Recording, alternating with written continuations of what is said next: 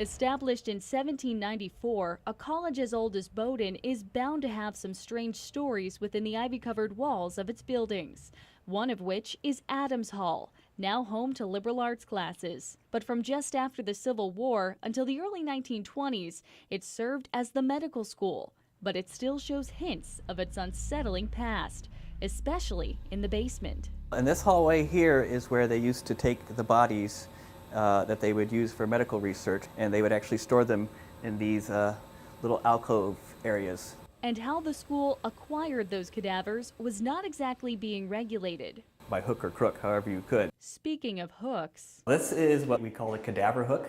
it was used to transport those bodies in the basement from floor to floor. You had a pulley hooked up to it, and they hoisted up the cadavers and then slid them over here to the dissection rooms. That was the last stop for many of these specimens brought to Adams Hall.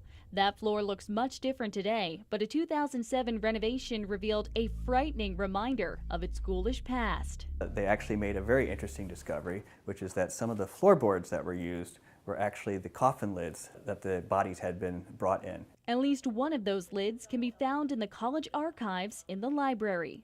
But as one visitor found out, the basement of Adams Hall has some less tangible reminders of its past. I was actually taking a person on a tour, and they told me this story while they were down here. Over there in the corner, she said she saw this figure just sitting on the floor. She walked a little bit closer, and she said that's when it actually turned to look at her, and that's when she just took and turned and ran. The same can be said for the staircase. A custodian was found stretched out right here, unconscious on the ground, and he'd been in the building alone by himself. But as he was being carted away, the security people heard him say over and over again, "I was pushed." And the dissection room. A couple of years ago, there was a big storm on campus. This guy came in and did his job, and he pulled all the fuses out.